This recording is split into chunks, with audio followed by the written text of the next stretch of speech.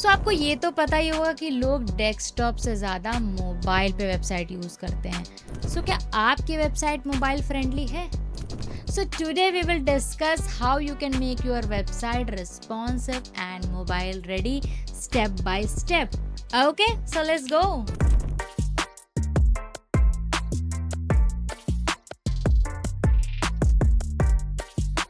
सबसे पहला क्वेश्चन आता है वाई मोबाइल फ्रेंडली। ये आपको हम पहले ही बता चुके हैं कि इतना इंपॉर्टेंट क्यों है। 70 to 80% लोग मोबाइल में ही यूज़ करते हैं, वेबसाइट या ऐप जो भी चीज़ें हो।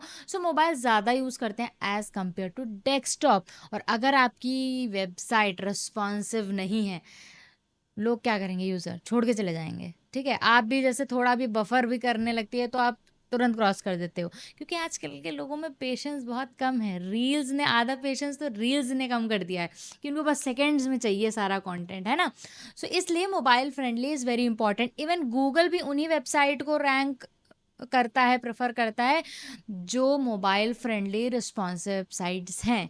ओके, अब बढ़ते हैं सेकेंड पॉइंट की तरफ। सेकेंड पॉइंट है हमारा रिस्पॉन्सिव मेटा टैग। ये क्या होता है? एक लाइन होती है सिंपल सी, आपको हेड में ऐड करनी होती है। ओके, यहाँ पे आप देख सकते हो मेंशन है व्यू पोर्ट, हमारा कंटेंट क्या होगा। ये ब्राउजर को क्या बताता है कि जैसा भाई स्क्रीन दिखे उसी हिसाब से उसको एडजस्ट कर दो, उसको स्केल कर दो। लाइक अगर मोबाइल है तो उसको स्क्रीन को छोटा कर दो, अगर डेस्कटॉप है तो उसको बड़ा कर दो। तो अगर आप ये लाइन नहीं ऐड करते हो अपने हेड टैग में, तो आपकी वेबसाइट तो कितना भी आप रिस्पॉन्सिव कर लो नहीं होगी। Okay, first step is to add this line in your HTML head section. Okay, अब बढ़ते हैं थर्ड पॉइंट की तरफ। जो हमारा थर्ड पॉइंट है that is use relative units. Usually लोग पिक्सल प्रेफर करते हैं जब भी आप CSS लिखते हो, तो उसको अवॉइड करके percentage EM REM VH VW ये यूज करो। ये क्या करते हैं? स्क्रीन के हिसाब से लेआउट को एडजस्ट कर देते हैं। Okay, instead of using pixel आप ये यूनिट्स यूज कर सकते हो। अब बढ़ते हैं फोर्थ पॉइंट की तरफ। Media query, most important part of responsiveness. Yes, इसमें क्या होता है कि आपने पूरी डेस्कटॉप पे वेबसाइट बना ली। अब कुछ कुछ चीज़ें जो रिस्पॉन्सिव नहीं है, तो आप क्या करोगे? मीडिया क्वेरी में स्पेसिफिक वो मेंशन करोगे। लाइक जैसे कि आप देख सकते हो मीडिया मैक्स विद इतना, मतलब अगर इस विद के बाद हमारा जाता है तो हमारी लेट सपोज फॉन्ट साइज इतना हो जाए, जो विद है इतना हो जाए, पैडिंग हमारी 60 से 20 हो जाए। तो मतलब स्पेसिफिक स्क्रीन के अकॉर्डिंग आप CSS लिख सकते हो with the help of media query. Okay, ये आपको अच्छे से एक्सप्लोर करना है।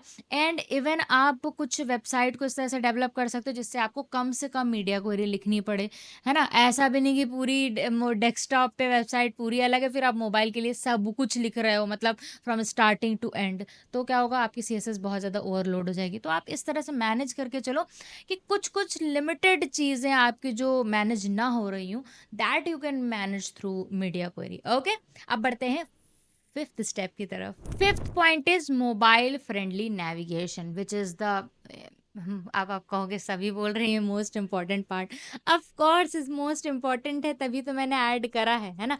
नेविगेशन जैसे आप उसमें देखते हो डेस्कटॉप में आपको पूरे स्क्रीन पे मतलब एक एक एक एक करके दिखता है ना।